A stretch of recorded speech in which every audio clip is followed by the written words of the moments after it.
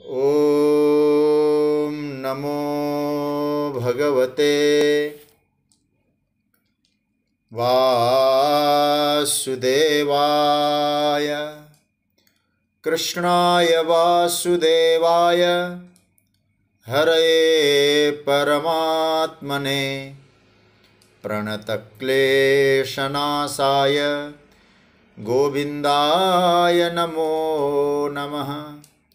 नमः परमहंसास्वादितचरणकमलचिन्मकरन्दाय भक्तजनमानसनिवासाय श्रीरामचन्द्राय वागीशायस्य वदने लक्ष्मीर्यस्य च वक्ष्यसि यस्यास्ते हृदये संवित् तं नृसिंहमहं भजे।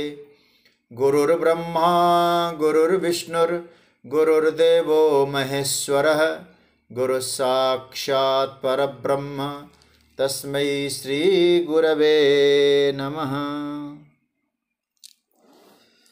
भगवत चरण कमलानुरागी सभी आत्मीय प्रिय प्रभु प्रेमीजन, गाजियाबाद से मेरे पितृतुल्य पूज्य पांडे जी, स्वाध्याय परिवार से जुड़े हुए सभी आदरणीय महानुभाव, स्नेहीजन और विज्ञान के माध्यम से भगवत चिंतन की इस मंगलमय यात्रा में सम्मिलित हुए सभी स्नेहीजनों को मैं प्रणाम करता हूँ, वंदन करता हूँ, सबका अभिनंदन करता हूँ। हम लोग भगवान की महती कृपा से श्रीमद् भगवत गीता के चिंतन को आगे बढ़ा रहे हैं। जो 14वां अध्याय है गीता का, जिसका कहा गया गुणत्रय विभाग योग। इसमें भगवान ने गुणों का विश्लेषण किया। सत्वगुण, रजोगुण, तमोगुण, इस विषय में भगवान ने उनके लक्षणों की चर्चा की। सत्वगुण बढ़ने पर क्या होता है और सत्वगुण बढ़ने पर कौन सी गति को पाता है, निर्मल गति को प्राप्त करता है, अमलान प्रतिपद्यते। कल हम लोग रजोगुण की गति का चिंतन किए थे।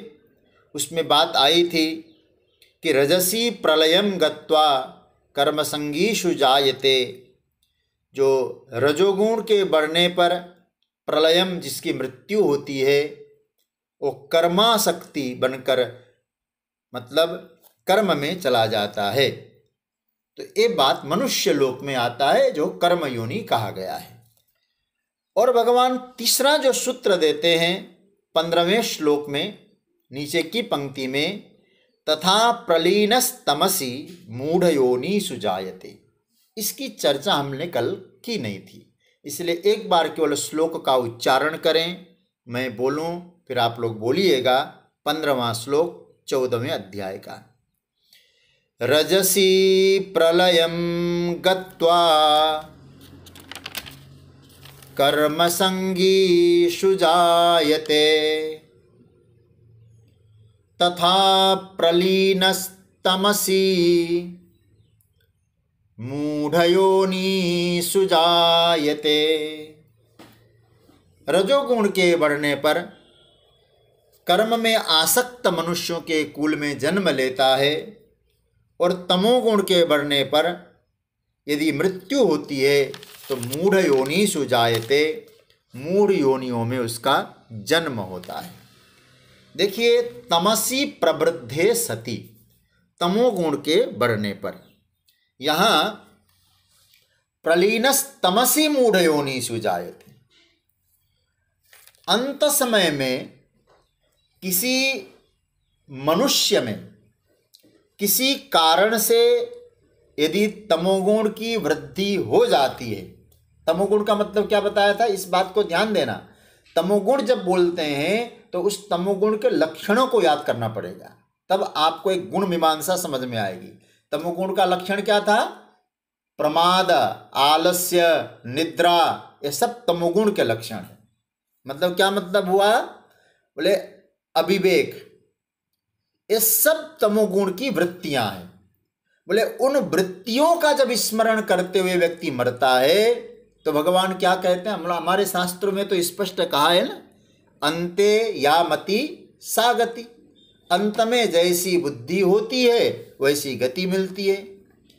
जब अंत में उसी प्रकार की स्थिति होती है तो क्या बोलते हैं, वो मूढ़ योनियों में जन्म लेता है। मूढ़ योनि को हमारे यहाँ कहा गया है पशु योनि, पक्षी योनि, कीट योनि, पतंग योनि, पादप योनि। पादप कहते वृक्षों को, पदभ्याम पिबती इति पादप, जो नीचे से पीते हैं, खाते हैं, पैरों से जो खाते हैं वो पादप वृक्ष। बोले इन योनियों में वो जाता है, जन्म लेता है। अब ये प्रश्न यहाँ उठना चाहिए और उठेगा। प्रश्न क्या उठेगा, अच्छा भाई, जीवन भर यदि किसी व्यक्ति ने सदाचार का पालन किया है, शौचाचार का पालन किया है, खूब भजन किया है, भगवत भजन में जीवन तल्लीन बनाया है, यदि मरते वक्त ऐसा स्मरण हुआ और यदि इस प्रकार की योनि में चला गया तो हमारे जीवन की साधना का तो कोई मूल्य ही नहीं रहा। आप समझ रहे ना बात को, साधना का मूल्य क्या रहा फिर, क्योंकि जीवन भर साधना की और मरते वक्त प्रमाद, आलस्य, निद्रा, तमोगुण की वृत्तियां आ गई तो क्या बना, हो गया काम, मूढ़ योनिषु जायते। तो इसका मतलब क्या हुआ, साधना को बेकार करने के लिए फिर शास्त्र ने क्यों प्रेरित किया, साधना करो, ये तो फिर अंतिम बात आनी चाहिए। याद रखना, बहुत ध्यान से सुनना, साधना कभी आपकी बेकार जाती ही नहीं है, कभी नहीं जाती। मैं कई बार उदाहरण देता हूं और फिर एक बार उस उदाहरण को याद कर रहा हूं कि जैसे कोई व्यक्ति नारियल को फोड़ता है, मंदिरों में जाके जो नारियल फोड़ते हैं, एक बार में आपने प्रयास किया, नारियल नहीं फूटा, दूसरी बार आपने प्रयास किया, नारियल नहीं फूटा, फिर प्रयास किया, नहीं फूटा, लेकिन चौथी बार आपने जब प्रयास किया, मारा और नारियल फूटा। अब कोई बुद्धिमान व्यक्ति आए और कहते भैया तुमने बेकार में 3 चोट का प्रयोग किया, सफलता तो चौथी चोट में ही मिली।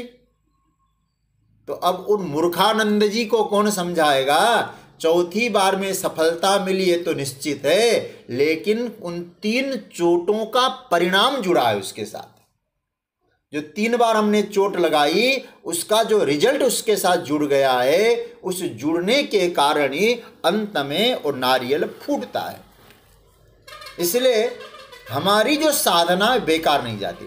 फिर मूढ़ योनिषु जायते भगवान ऐसा क्यों कहते हैं, इसका एक उदाहरण बनता है। आप सब श्रीमद् भागवत के पिपासु है, आप लोग कथा सुनते हैं। हाँ, ये जरूर कहा जा सकता है कथा का मूल भाव कम सुनने को मिलता है। कभी कभी आजकल टीवी चैनलों में देखते हैं तो अनाप शनाप भी बोला जा रहा है और गायों के नाम पर केवल मांगने की ही दिखाई देती है। चलो एनीवे, तो मैं जो कह रहा था, श्रीमद् भागवत में भरत जी का जो चरित्र है, इसको आप थोड़ी सी साधना की दृष्टि से विचार करें। क्या भरत जी ने कम साधना नहीं की है? श्रीमद् भागवत के 5म स्कंद में जो भरत जी की चर्चा आती है, कठोरतम साधना की उन्होंने। जब वो पुलहाश्रम चले गए, वहां जाने के बाद गंडकी जी के तट पर उन्होंने गजब की साधना की। और वहां तो लिखा है, वहां पौराणिक सूर्योपासना का मंत्र है, सूर्योदय से पहले जगना और ब्रह्म मुहूर्त में जगकर सूर्योदय की प्रतीक्षा करते थे, कब सूर्योदय हो।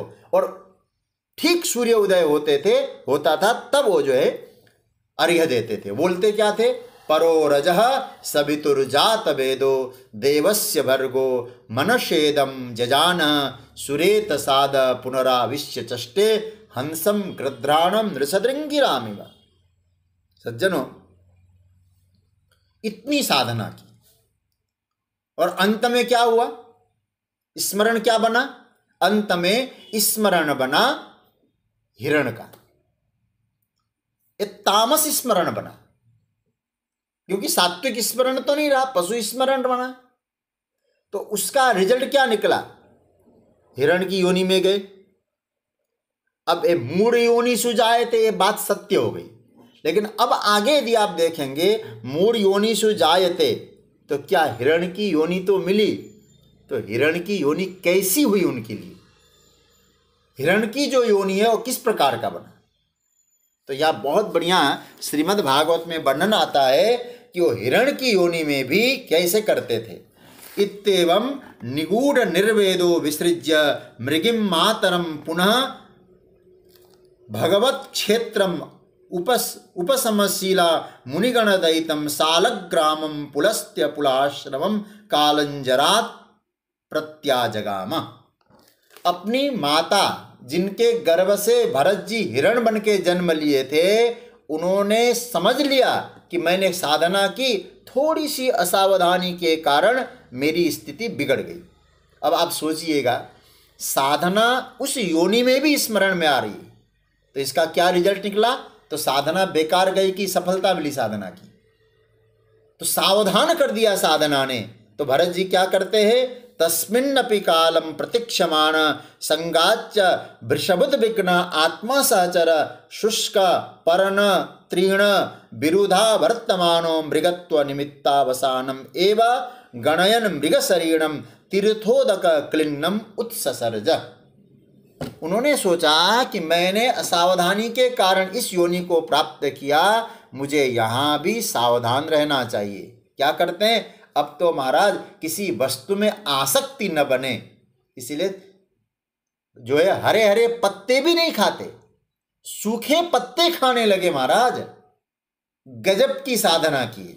तो क्यों की ऐसी साधना? तो मूढ़ योनि सुजाए तो ठीक था, लेकिन वो साधना जो उन्होंने की थी वो उनकी बेकार नहीं गई। हमको हताश उदास होने की जरूरत नहीं है। आप जितनी साधना करते, तप करते हैं, भजन करते हैं, वो एक जगह का आपके जीवन में आलोकित होगा ही होगा, जीवन पथ को आलोकित करेगा ही करेगा। तो ये निश्चित समझने की आवश्यकता है। कहने का अर्थ यह है, बाद में फिर भरत जी ब्राह्मण के घर में जन्म लेते हैं। तो क्या मतलब हुआ? ये साधना बेकार नहीं गई, मूढ़ योनियों में गया, लेकिन साधना व्यर्थ नहीं गई।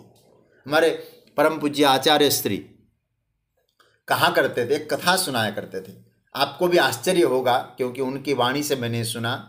दतिया मध्य प्रदेश में पीताम्बरा पीठ, उस पीताम्बरा पीठ में जब पूज्य स्वामी जी महाराज रहा करते थे, तो कहते हैं कि वहाँ एक कुत्ता निवास करता था, वह सर्वदा गेट के भीतर होता, गेट के बाहर होता था। और स्वामी जी तो बड़े तपस्वी महापुरुष, और कहते थे कि बुलाते थे, वो कुत्ते को बुलाते थे, और कुत्ता जब वो स्वामी जी बाहर आते थे स्वामी जी को प्रणाम करता था।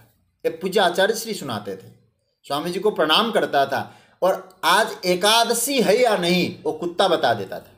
ऐसा महाराज जी कहा करते थे, कोई अन्न डाल दो, एकादशी के दिन वो कुत्ता अन्न नहीं खाता था। अब आप सोचिएगा तो परिणाम क्या निकला?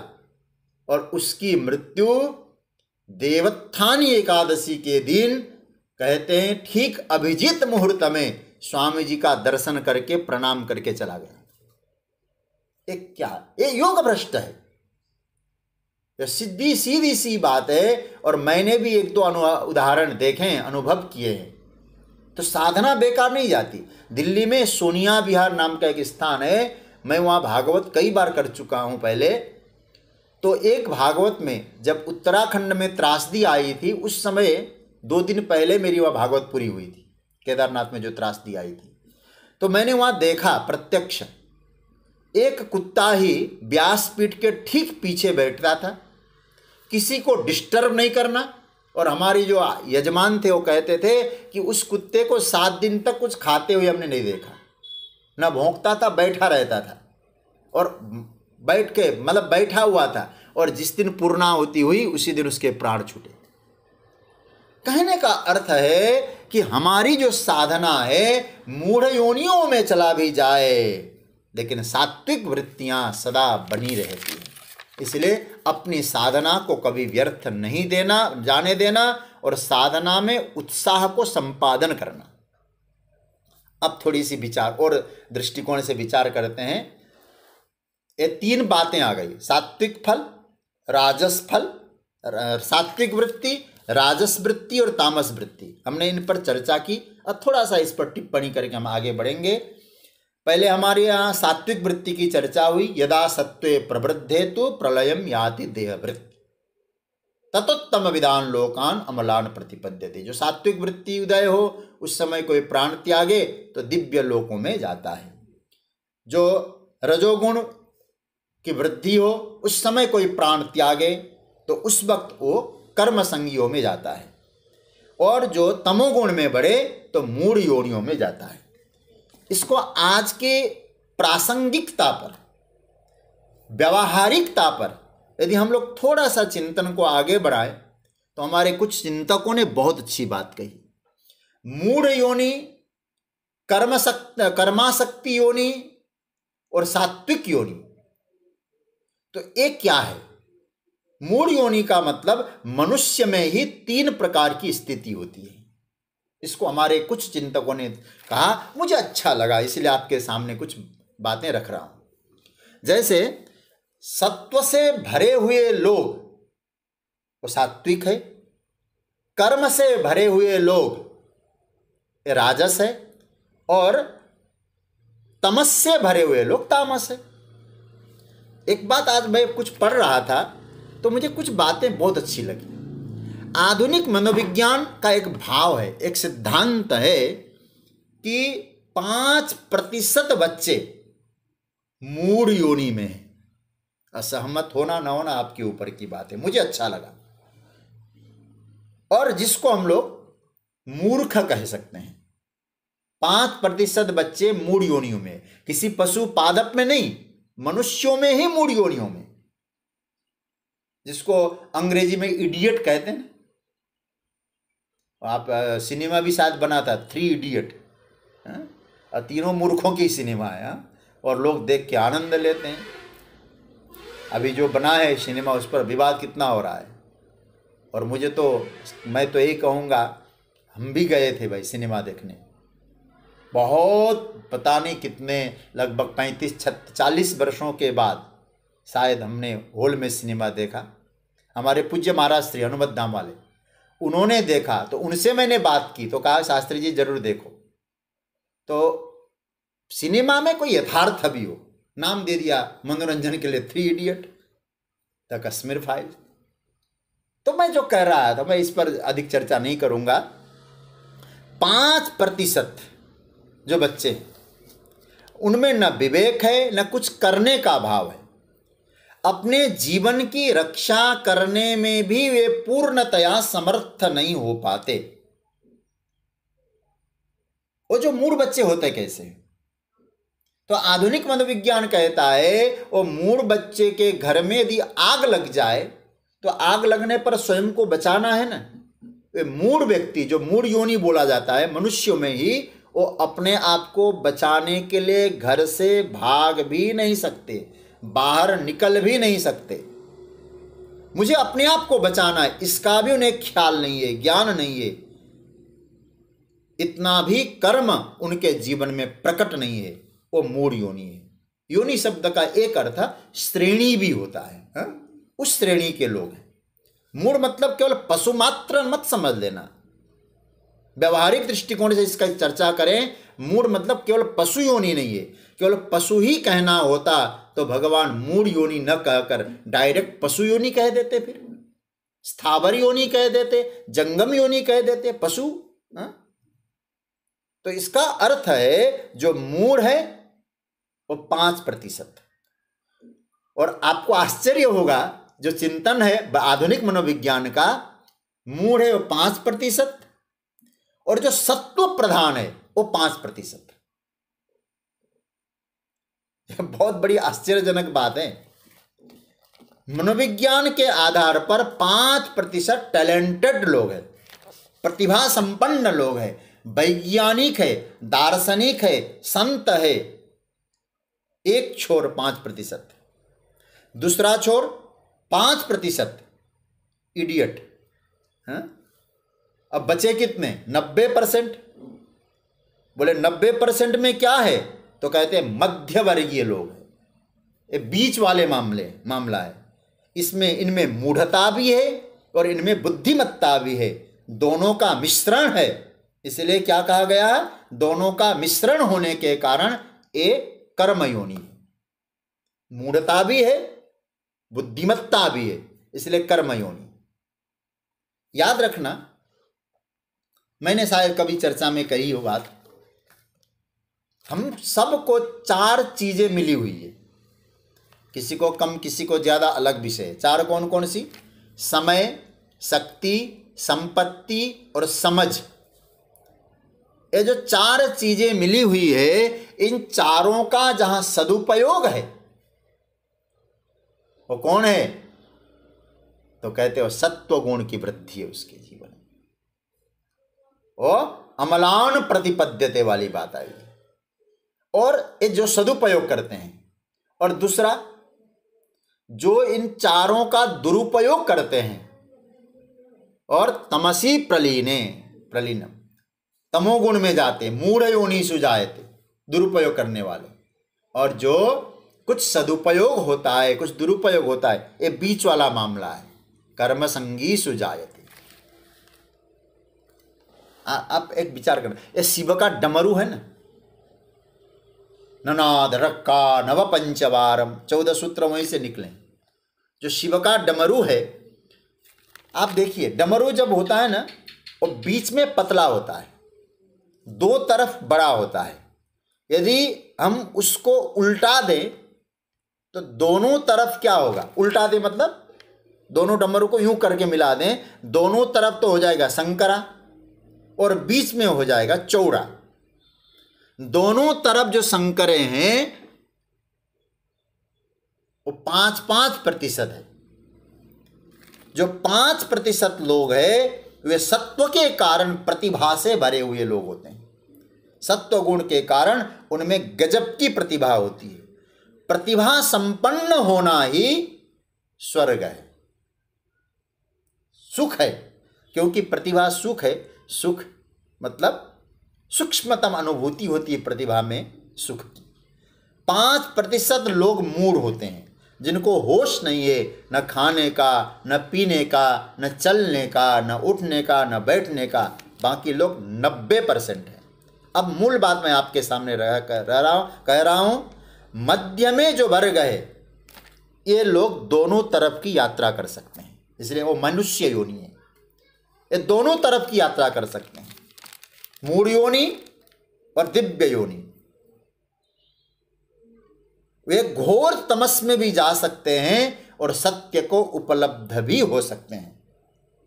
अब मैं आपसे कहूं, अब मूल बात में आइएगा, ये उपलब्धि, सत्य की उपलब्धि अथवा घोर तमस में जाना, इसका निर्धारण कब होगा?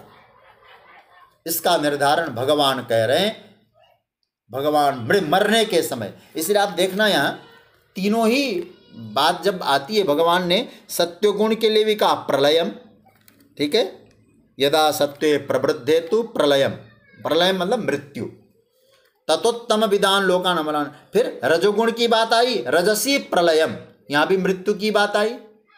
और तमोगुण की बात आई, तथा प्रलीनम, ये भी प्रलीन मतलब वो भी मृत्यु है। तो इसका अर्थ क्या बता रहे भगवान? भगवान कहते हैं ये जो सत्य की उपलब्धि है, अथवा यह जो सत्य अथवा तम को पाने की जो स्थिति है, ये कब निर्धारण होगा? मरने के वक्त, मृत्यु के समय। जब ये मर रहे होते हैं ना अर्जुन, और पहली बात तो एक बात समझ लेना, मरना तो निश्चित है, इसमें तो कोई रियायत वाली बात नहीं आती। मरते वक्त अर्जुन ने पूछा, महाराज फिर मरते वक्त कैसे निर्धारण करें? बोले कैसे मर रहे हैं ये निर्धारण करता है। गीता जी ने केवल जीवन की शिक्षा नहीं दी है, प्रलयम मतलब मृत्यु का समय कैसे संभाला जाए ये भी ठाकुर जी ने बताया है। मृत्यु की कला भी ठाकुर जी यहाँ बता रहे। तम से भर के मर रहे हैं या रज से भर के मर रहे हैं या सत्व में आकर मर रहे हैं, मरना है। तो हम लोग अब सिद्धांत की बात आई। इस पूरी व्यवस्था को हम कैसे बदले भाई? साधक अपने भीतर के तारतम्यता को बदल ले। तारतम्य का मतलब हार्मोनी, उसको हम बदल दें। तो कैसे बदलें? इसके मरने का क्षण, जैसे मरने का जो समय आता है ना, उस मरने के क्षण तक हमको रुकना नहीं है। क्यों? क्या रुकना? मरते वक्त हम सत्व प्रधान हो जाएंगे। इसका तारतम्य, हार्मोनी को समझना। मरने के समय तक आपको रुकना नहीं है, क्योंकि कभी कोई नहीं हो सकता कि मरने के वक्त हम सात्विक हो जाएं। मरते वक्त नया कुछ किया नहीं जा सकता सज्जनों। जो हमने जीवन भर में कमाया है उससे तो आप एकत्रित कर सकते हैं मरते वक्त। क्या एकत्रित कर सकते हैं? मैं जो कमाया शब्द का प्रयोग कर रहा हूं उसका ध्यान देना। जो आपने कमाया है, जो जीवन में कमाना चाहिए, उसको तो आप सजो सकते हैं मरते वक्त। उस वक्त हाथ में बदलाहट की कोई बात नहीं आती है, क्योंकि जीवन क्षीण हो रहा है, हम कुछ कर नहीं सकते, कमाई करनी है। क्या बताया कि कमाया क्या हमने? जो भौतिक कमाई है वो यहां के लिए है, वहां के लिए क्या कमाया हमने? तो यहां क्या भगवान कहना चाहते हैं कि प्रलय का समय, मृत्यु का समय ठीक करना है तो तारतम्य आज से ही तैयार कर लो। हम सात्विकता में मरे या कैसे मरे? लोग कहते हैं कि मृत्यु के समय राम नाम ले लेंगे। जिन्होंने जीवन भर नहीं लिया सज्जनों, उस समय गले में क्या राम नाम आने की संभावना रहेगी? निकलने की? निकलने वाला नहीं है। उस समय वही उठेगा जो जिंदगी भर हमने सोचा है। धन सोच रहा है व्यक्ति, तो तिजोरी की चाबी उसको मरते वक्त दिखाई देगी, राम नहीं दिखाई देंगे। आप सोचिएगा, जिसे हमने संभाला है वही जीवन के अंत में प्रकट होगा। क्या संभाल के रखा है आपने? अब बोलिए जरा, जो संभाला था वो जाएगा कहां? जो आपने क्या संभालना चाहिए वो संभाला था, वही आपके साथ जाएगा, जो वास्तविक धन है। इसलिए बहुत एक बढ़िया श्लोक आता है हमारे यहाँ, धनानि भूमौ पशवश्च गोष्ठे नारीगृहद्वारि जना श्मशाने देहश्चितायाम परलोक मार्गे धर्मानुगो गच्छति जीव एक। क्या कहते हैं? धनानि भूमो, हमने जितना एकत्रित किया है ना धन, कहाँ रहेगा? भूमो, धरती पर, यहीं रहेगा। पशवश्च गोष्ठे, आपके पशु गोष्ठ में, गौशाला में, उस समय पशुओं को संपत्ति माना जाता था। नारी गृह द्वारी, आपकी धर्मपत्नी, आपके पति, कहाँ तक? घर के द्वार तक। उसके बाद जना श्मशाने, आपके मित्र लोग स्मशान तक जाएंगे। और स्मशान तक पूरी, मैं तो कभी कभी देखता हूं महाराज, जब तक पूरा दाह संस्कार नहीं होता ना, तब तक भी रुकने का फुर्सत नहीं उन मित्रों को। अपनी उपस्थिति दर्ज करा दी और भागे। और वहां भी व्यर्थ की चर्चा, गंभीर नहीं हो पाते वहां भी। मैं तो कभी कभी विचार करता हूं, स्मशान में यदि कोई गंभीर है तो एक ही है, वो मुर्दा, बाकी कोई गंभीर होते ही नहीं। देहश्चितायाम, शरीर कहाँ है? चिता में। अब कहाँ जाना है? अब आगे की यात्रा। धर्मानुगो गच्छति जीव एक, आपने जो एकत्रित किया है, आपने जो कमाया है, वही आपके साथ जाएगा। बुरा मत मानिएगा, मैं उस दिन परम पूज्य श्री पांडे जी की और भज गोविंदम सुन रहा था, उसमें बहुत सुंदर सुंदर श्लोक आपने बताए। तो वह एक श्लोक आता है ना, यावद वित्तोपार्जन सक्ता तावन निज परिवारो रक्त। कब तक पूछेंगे आपको? जब उनको मालूम है कि टकटकायते मामला है अभी, तब तक सब लोग पूछेंगे। गतवती वायो जीवा पाए भार्याम बिभ्यति तस्मिन् काये। जिस शरीर के लिए वो सब कुछ छोड़ के आई थी, आपके शरीर को देखकर कहते हैं कि भैया जल्दी जल्दी करो, देरी हो जाएगी। कहने का अर्थ यह है बिभ्यति, डर जाती है। तो कहने का तात्पर्य है सज्जनों, यात्रा सबकी है। अब सत्व की वृद्धि में मर रहे हैं, रज की वृद्धि में मर रहे हैं, तम की वृद्धि में मर रहे हैं। मैं अभी आज मैं एक जो चिंतन कर रहा था, तो एक मुझे अपने जीवन की एक छोटी सी बात याद आई, तो मैं आपसे कहूं। एक कई कथा में, श्रीमद् भागवत जी की कथा में, मुझे किसी ने, कोई ऐसे देते हैं लोग, तो एक गिफ्ट दिया था। पैकिंग बहुत बढ़िया, पैकेजिंग बहुत गजब का था। और मैं वो पैकिंग खोलता गया, कई परत थे उसके, वो परत खोलता गया, और सबसे अंत में मैंने देखा एक छोटे से परत में एक छोटा सा बक्सा था, उसमें एक छोटा सा झुंझुना था। अब मैंने, हालांकि जो श्रद्धा से जिन्होंने दिया अच्छी बात है, लेकिन मैं उसको देखकर एक मन में भाव आया, तो ये परतें खोलिए, अंत में एक ही चीज़ बचेगी, मतलब एक मुचुटकी राख, यही बचना है, बाकी कुछ नहीं बचने वाला है। और मैं तो कहूँगा कुछ दिन के बाद राख भी नहीं बचेगा। तो हम अपने कल्याण के बारे में सोचें। तो भगवान यहाँ क्या कहते हैं, बार बार कहते हैं प्रलयम प्रलयम प्रलीनम।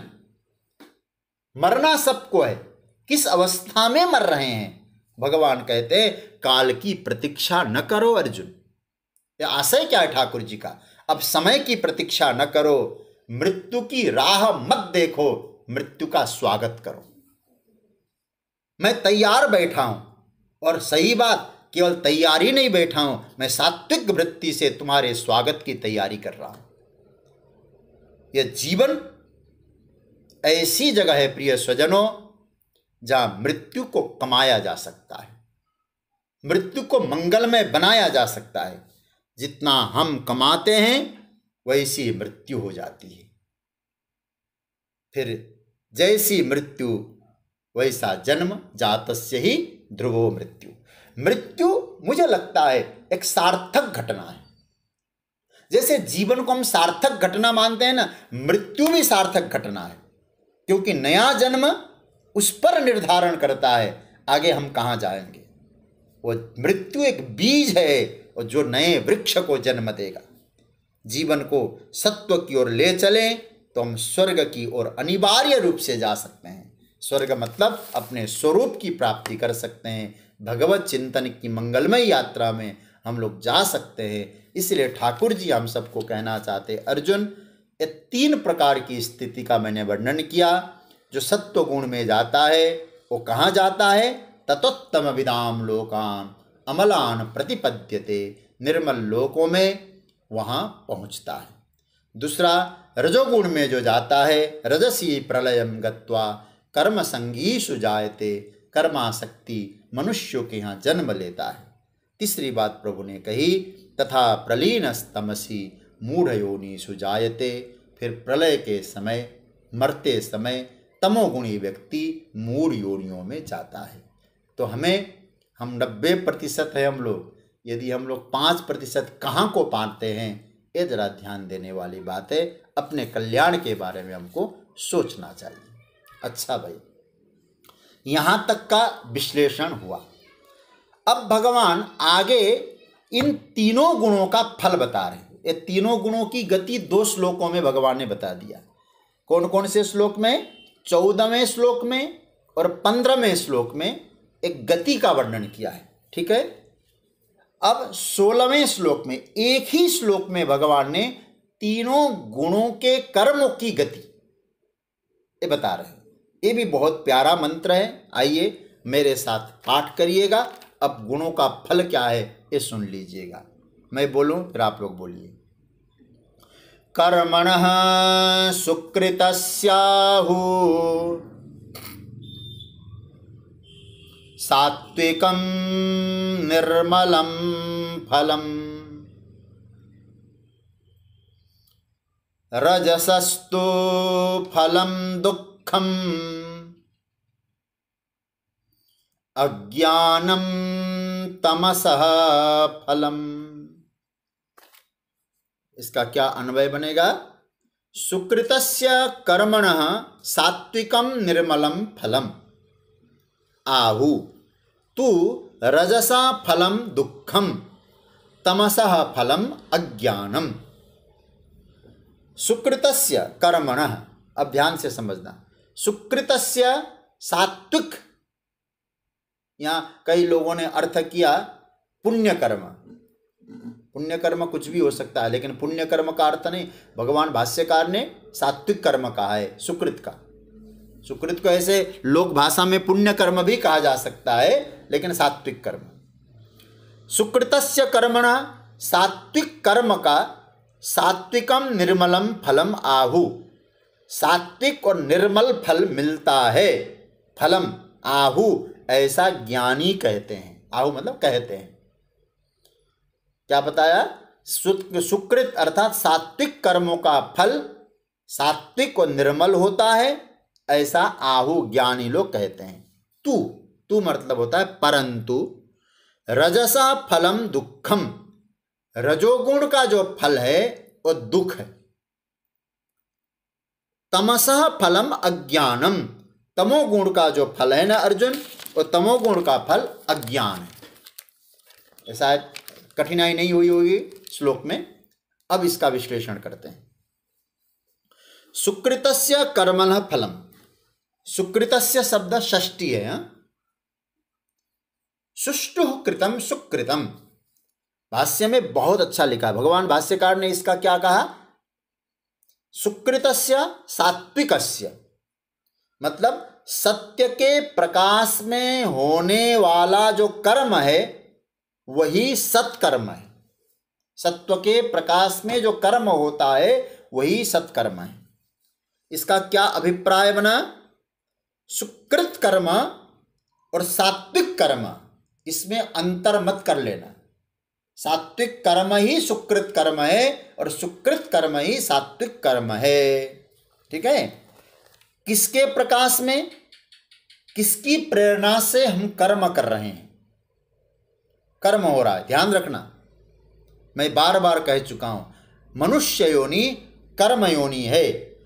जो मनुष्य विवेक के प्रकाश में, मैं विवेक शब्द क्यों प्रयोग कर रहा हूं? क्योंकि सत्वगुण की वृत्ति है विवेक, ज्ञान। ठीक है? ज्ञान के प्रकाश में वो कर्म कर रहा है, तो क्या मतलब हुआ? उसका फल क्या मिलेगा? निर्मलम फलम, निर्मलम ऊर्ध्वलोकम, श्रेष्ठ लोकम, सात्विकम, ये फल मिलेगा। वह फल कैसा होगा? निश्चित रूप से सत्व प्रधान फल होगा। सुकृत का फल सत्व, सुकृत मतलब क्या बताया था? सात्विक। सात्विक कर्मों का फल सात्विक ही होगा। देखो बड़ा प्यारा लगता है। आप लोग और गहराई में जाके उतरें, इसका चिंतन करें। कर्म कैसा? बोले सुकृतस्य सात्विकस्य। फलम कैसा? बोले सात्विकम। ये बड़ा प्यारा मंत्र है। सात्विक कर्म का फल भी सात्विक है, निर्मल है। कर्म का नाम सात्विक है तो फल का नाम भी सात्विक ही है। अर्थात जो फल मिलेगा वह फल भी सत्वगुण को ही पोषण करेगा, सत्वगुण का ही पोषक होगा, और सत्व को अवरोध करने वाला फल नहीं होगा। यदि सात्विक वृत्ति से कर्म होगा तो आपके सत्वगुण का पोषक होगा। मतलब उस व्यक्ति को जो सत्व के कारण कर्म कर रहा है, उसके जीवन में आहार विहार व्यवहार जो प्राप्त होगा और जो परिस्थितियां प्राप्त होंगी वह सत्व को बढ़ाने वाली होंगी, क्योंकि सत्व का फल ही सत्व होगा। ऐसा नहीं कि सत्व के प्रकाश में आपने कर्म किया और फल कैसे मिला? आपके सत्व गुण को ब्रेक लगा दे, जैसे स्पीड ब्रेकर होते हैं ना, बहुत भयंकर ब्रेक बन जाए। देखिए, सत्व को ब्रेक लगाने वाली परिस्थिति पैदा नहीं होगी, अतः परिस्थिति को भी सात्विक संज्ञा दी जा सकती है और दी जा रही है। मतलब सात्विक कर्म से सात्विक परिस्थितियों का निर्माण होता है। सज्जनों, जैसे कहा गया है ना, या आहार सात्विक है, इसका तात्पर्य क्या बना? इसका तात्पर्य यह बना कि कर्म को ही सात्विक नहीं कहा है, आहार को भी सात्विक, हम लोग 17वें अध्याय में जब जाएंगे ना तो आहार की चर्चा है, विहार की चर्चा है, तप सात्विक कैसे हैं, इसकी बड़ी सुंदर व्याख्या है वहाँ। और आप तो वाणी का तप पूज्य पांडे जी से सुन ही रहे हैं। कहने का मतलब आहार को सात्विक, क्योंकि वह आहार आपके विवेक को ब्रेक नहीं लगाता बल्कि विवेक को ऊर्ध्वगामी बनाता है। याद रखना, विहार भी सात्विक हो सकता है, आपका विचरण भी सात्विक हो सकता है यदि उस विहार से आपके विवेक में सद्विचार आते हैं, विवेक के प्रतिकूल ना हो। हम लोग यात्रा करते हैं, यात्रा करके कुछ सीखते हैं। यदि आप यात्रा करके केवल मौज मस्ती किए, अपने जीवन के बारे में कोई सीख नहीं हुई, तो हमारे पूज्य डोंगरे जी महाराज कहते थे एक कौवा का भ्रमण है जी। हम तो कुछ सीख कर आए वहां से, आत्मकल्याण के बारे में सोचें। यदि विहार सात्विक है तो याद रखना आपके सद्विचार बढ़ेंगे। संग भी सात्विक हो सकता है, इतना ही नहीं पूरी परिस्थिति सात्विक हो सकती है। तो चर्चा कर रहे थे भगवान क्या क्या कहते हैं, सात्विकम फलम कीदृशम फलम सात्विकम। क्या अर्थ बना? हमारे आचार्यों ने कहा सात्विकम का सत्व पोषकम, आपके सत्वगुण को पोषण करने वाला होगा, सत्वानुरूपम सुख देने वाला होगा, क्योंकि सत्वगुण का कार्य सुख है।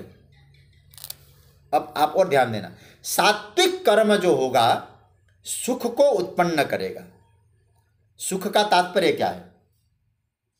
आपका सात्विक कर्म आपके जीवन में सुख को उत्पन्न करेगा। सात्विकम निर्मलम फलम, सुख का तात्पर्य यही है ना।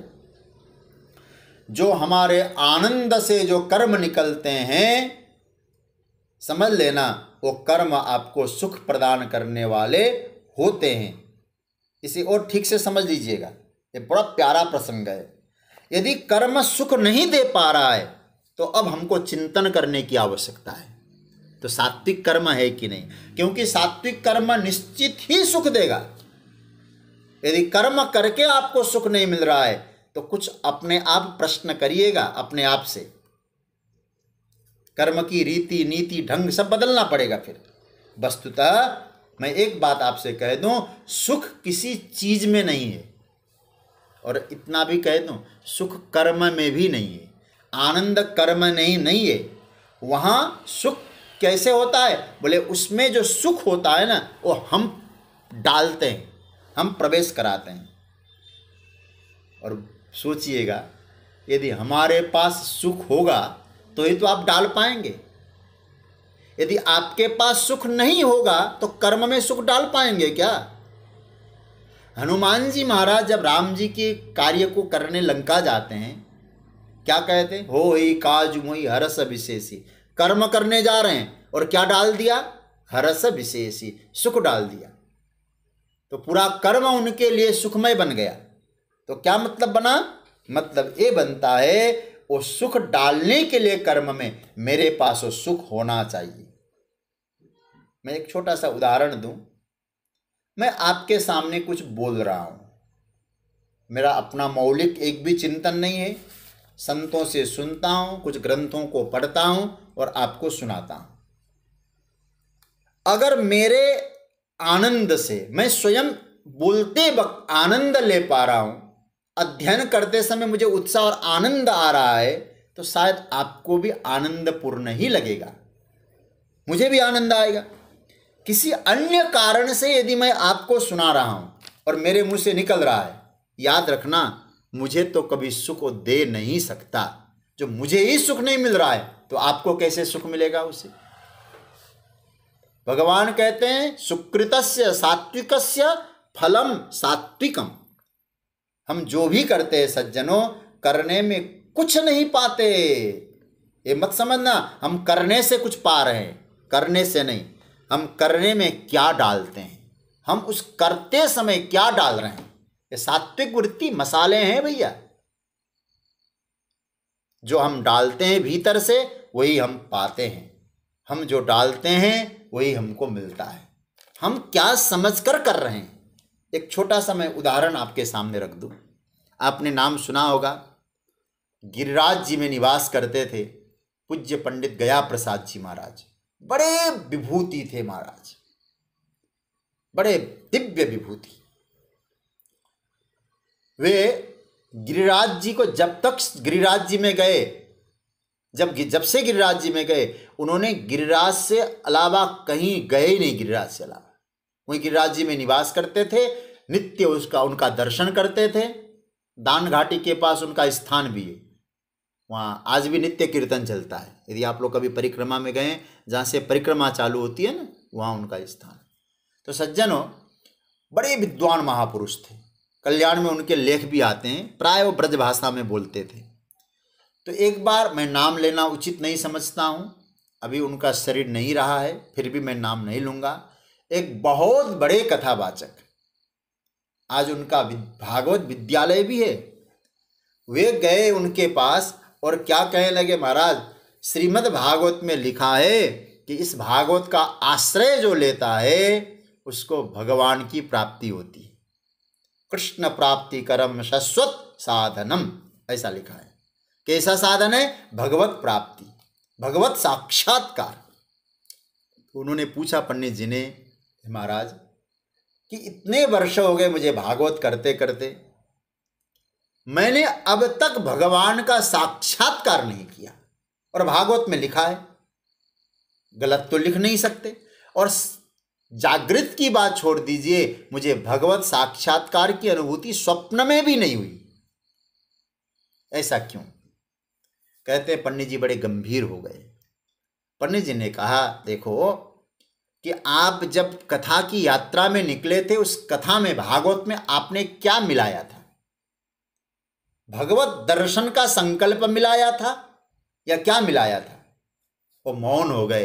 पंडित जी, ऐसा तो नहीं कि आप जब भागवत के लिए निकले थे, आज आपकी तूती बोलती है, बड़े बड़े विद्वान आपकी कथा सुनते हैं, लेकिन एक बात कहूँ, जब आप निकले थे आपके मन में भाव रहा होगा कि मुझे खूब संपत्ति मिले, यश मिले, प्रतिष्ठा मिले, बच्चे योग्य हो जाएं, बड़ी संस्था का निर्माण कराएं। ये भाव था या नहीं था? उनके सामने झूठ कैसे बोलते हैं? बोले था। बोले उसकी कमी आई? बोले उसकी कमी बिल्कुल नहीं आई। खूब धनवान हूँ, यशवान हूँ, सब बच्चे योग्य हो गए। तो उन्होंने कहा, आपने भागवत रूपी कर्म में क्या मिलाया है वही मिलता है।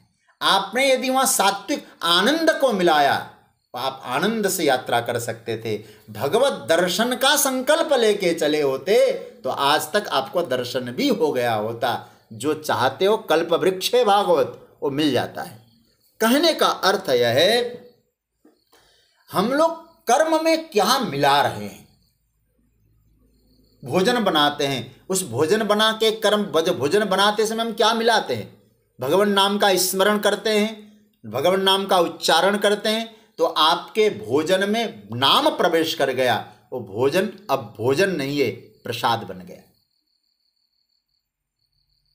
सुकृतस्य फलम सात्विकम, सात्विक का फल सात्विक ही होगा।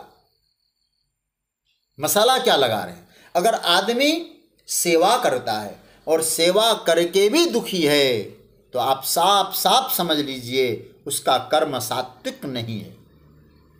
बुरा मत मानिएगा। सेवा करके भी क्योंकि रजस का फल दुख है, सात्विक का फल तो सुख होना चाहिए। सात्विकम फलम, सुख होना चाहिए। नहीं मिल रहा है तो इसका मतलब कहीं कमी है, चिंतन करने की आवश्यकता है। सात्विक कर्म सुख देगा ही देगा। कर्म में रंग भरने का काम आपका है। कैसा रंग हम भर रहे हैं, ये महत्वपूर्ण सूत्र है। भगवान कहते हैं, हे अर्जुन, कर्मणः सुकृतस्याहु सात्विकम निर्मलम फलम। भगवान ने जो पहले वाला क्रम था ना, यहाँ और गड़बड़ ऐसा बना दिया कि जब भगवान ने गति का वर्णन किया तो सात्विक वृत्ति की गति में एक श्लोक का प्रयोग किया, रजोगुण और तमोगुण की गति में आधे आधे श्लोक का प्रयोग किया। अब भगवान यहाँ फल की बात करते हैं तो सात्विक कर्मों के फल में आधा श्लोक का प्रयोग किया, और रजोगुण के कर्म के फल में चौथा ही श्लोक आधे से आधा, और तमस के फल में आधे से आधा। देखिए यहाँ रजसस्तु फलम दुखम, आधे से आधा हुआ, 8 अक्षर में कह दिया, और अज्ञानम तमसा फलम, ये 8 अक्षर में बोल दिया। तो 16 अक्षरों में भगवान ने सात्विक कर्म का फल बताया, और 8-8 अक्षरों में भगवान ने राजस कर्म और तामस कर्म का फल बताया। अब आप लोग दूसरी पंक्ति को पकड़ लें, ऊपर की पंक्ति आ गई होगी। सुकृतस्य कर्मण, सुकृतस्य मतलब सात्विक, सात्विक कर्म का फल सात्विक और निर्मल होता है। रजसस्तु फलम दुखम, देखो रजोगुण की जो प्रधानता से जो कर्म होगा उसका फल दुख होगा। जहां रजोगुण की प्रधानता से, मैं आपको एक बात और स्पष्ट कर दूं, इस श्लोक में नीचे वाली पंक्ति देखना, यहां कर्म शब्द भगवान ने छोड़ दिया। ऊपर तो कर्म शब्द भी प्रयोग किया है, गीता तो आपके पास है ही, सुकृत शब्द भी छोड़ दिया। क्या लिखा? केवल गुण का उच्चारण कर दिया। रजसस्तु, रजसः, रजसः शब्द का अर्थ होता है षष्ठी, षष्ठी संबंध, संबंध षष्ठी। मतलब क्या अर्थ निकला? रजोगुण में कर्म की वृत्ति से संबंध रखकर आप कर्म करते हैं तो दुख मिलेगा। मतलब एक कर्म को ऊपर से अनुवृत्ति कर लीजिएगा। अब यहां एक और बारीकी बात कहूं, आप लोग गीता पढ़ रहे हैं तो इस बारीकी को समझ के पढ़ना। यहां भगवान रजस अपने आप में फल नहीं देगा, ये नोट कर लीजिएगा। रजोगुण अपने आप में फल नहीं देगा। रजोगुण के प्रभाव से जो कर्म किए जाते हैं वो कर्म फल देते हैं, सात्विक फल नहीं देगा। सात्विक के प्रभाव में जो कर्म किए जाते हैं वो फल देता है। बात समझ रहे हैं ना? इसलिए रजसस्तु फलम दुखम का ऊपर से कर्म जोड़ लेना। इसलिए मैंने इसलिए कहा था कर्मणः, रजसस्तु कर्मणः, रजसः कर्मणः। रजोगुण के प्रभाव से किए गए कर्म का फल दुख होता है। भाष्य में बहुत बढ़िया अर्थ किया है। इसलिए जब कोई समझ में नहीं आता ना, महाभाष्य हमको बहुत जो है काम देता है। भाष्य में क्या लिखते हैं? राजसस्य कर्मणः फलम, दोनों जगह उन्होंने षष्ठी कर दिया। इस बारीकी को जरा ध्यान में देना। यह मत कहना कि यह रजोगुण का फल है, नो, ऐसा कभी मत कहिए। रजोगुण का फल नहीं होता है। रजोगुण कोई फल नहीं देता है। रजोगुण एक लक्षण है जो अंतःकरण में प्रकट होता है। कैसे प्रकट होता है वो आप सुन चुके हैं। लोभ, प्रवृत्ति, आरंभ कर्मणाम, असमः, स्पृहा, ये लक्षण प्रकट होते हैं रजोगुण के। रजोगुण कुछ नहीं है, रजोगुण के लक्षणों से रजोगुण की पहचान होती है। इसलिए मैंने आपसे कहा था ना, चिन्ह को पकड़ना, वो चिन्ह से गुणों की पहचान होती है। रजोगुण का मतलब क्या है? रजोगुण का मतलब तो यह है लोभ, प्रवृत्ति। और याद रखना, रजोगुण कभी फलदाता नहीं, फल तो कर्म से ही होगा। कैसे होगा? उन वृत्तियों से प्रेरित होकर, लोभ की वृत्तियों से प्रेरित होकर, प्रवृत्ति की वृत्ति से प्रेरित होकर, और अन्य अन्य वृत्तियों से, जो रजोगुण के द्वारा जो प्रकट होने वाली वृत्तियों से प्रेरित होकर जब मनुष्य कर्म करता है, और कहूं उनको मुखिया बनाकर, उनको प्रधान बना के जब कर्म करता है, उसका नाम क्या है?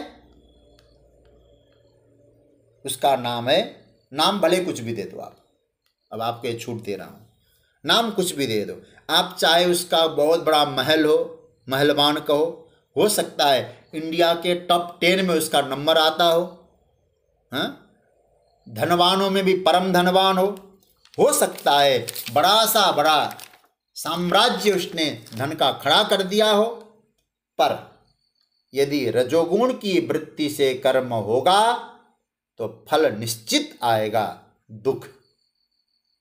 और भले ही कैसा भी हो, क्यों ना हो, आप नाम अपने आप जोड़ देना, कोई भी हो। सिकंदर चाहे विश्व विजेता बना हो, ध्यान देना, और विश्व विजेता बनने की बात करता हो, परंतु उसके अंतकरण में जो परोसा जाएगा वो दुख ही परोसा जाएगा। इसलिए साम्राज्य को देखकर मत समझना वो सुखी है। साम्राज्य तो सारा बाहर रह जाता है सज्जनों, अंतकरण की थाली में वही परोसा जाएगा जो उसे भोगना है। अंतकरण को तो पात्र है जी। इसलिए भगवान कहते हैं रजसस्तु फलम दुखम, रजोगुण की प्रेरणा से जो कर्म होगा दुख देगा ही देगा। अर्जुन चिंतन करते हैं, मैं आपको एक बात बताऊं, चिंतन करते कुछ अपवाद को छोड़ दें तो कुछ अपवाद को छोड़ दें तो अधिकतर राजनीतिज्ञ को आप सुखी नहीं देख सकते। भले आप वैभव उनके पास बहुत हो, दिन भर कर्म करते हैं, बड़े से बड़े कर्म करते हैं, वो कोई कर्म छोटे मोटे, इसलिए मैं कहूँगा, मैं नाम नहीं लेना चाहता हूँ, कुछ अपवाद को छोड़ दें। क्योंकि राजनीति का मतलब क्या था, अब कुछ लोगों का ध्यान बट भी गया, धारणा बदल गई है। पहले राजनीति का मतलब शुद्ध धन कमाना, हालांकि अभी भी ऐसी स्थिति है, कुछ अपवाद है। याद रखिएगा, बड़े से बड़े कर्म में लीन है, विराट कर्म उन्हीं के द्वारा चल रहे हैं, अखबार में, मीडिया में, उन्हीं के सब कुछ भरे रहते हैं।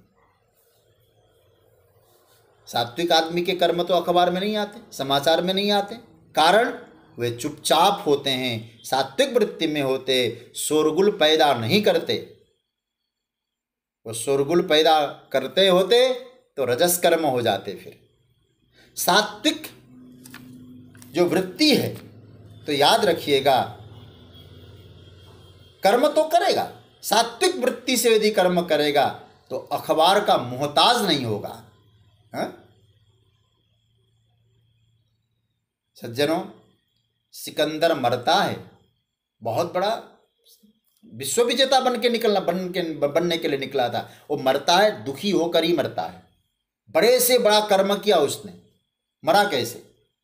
नेपोलियन, हिटलर, आत्महत्या करता है हिटलर, कर्म तो किया है ना, राजसी कर्म, जो है रजोगुण से प्रेरित होकर कर्म किया, लूटने का काम किया, कितने लोगों को मारा उसने, लेकिन अंत में क्या हुआ? वही बात आती है, रजसस्तु फलम दुखम। यदि दुखी न होता तो आत्महत्या करता क्या? दुखी हुआ इसलिए तो आत्महत्या करना पड़ा। इसलिए बड़े बड़े कर्म किए, लेनिन है, स्टालिन है। तो कहने का अर्थ है सात्विक कर्म भीतर के सुख से निकलते हैं और हर कर्म आपके सुख को 1000 गुना कर देते हैं। सत्वगुण, जैसे संसार क्या एक प्रतिध्वनि, आप घने जंगल में जाइए और इधर से कहिए राम, उधर से राम आएगा और तू मर जा, आएगा तू मर जा। जगत प्रतिध्वनि है। हम कर्म जैसा कर रहे हैं, सात्विक मसाला से कर्म कर रहे हैं, सात्विक वृत्ति, जो सात्विक वृत्तियां आती है ना, ज्ञान, प्रकाश, जो सात्विकता है, उनके आधार पर कर्म होता है, सात्विक फल मिलेगा, उसका निश्चित मिलेगा। और रजस, जिसमें सात्विकता नहीं है, रजस का मतलब क्या हुआ? लोभ, प्रवृत्ति, कर्मणाम आरंभ, अशांति, स्पृहा, इन सब की वृत्ति को लेकर, रजोगुण की वृत्तियां हैं, इन वृत्तियों को लेकर यदि आप कर्म करेंगे तो महाराज बहुत बड़ा कर्म कर सकते हैं, लेकिन आपके अंतकरण की थाली में दुख ही परोसा जाएगा। इसलिए प्रभु से प्रार्थना करनी है, हमें सब कर्म करना जो हमारे पास आएगा, लेकिन वृत्ति सात्विक बनाए रखनी है, क्योंकि कसब की यात्रा है।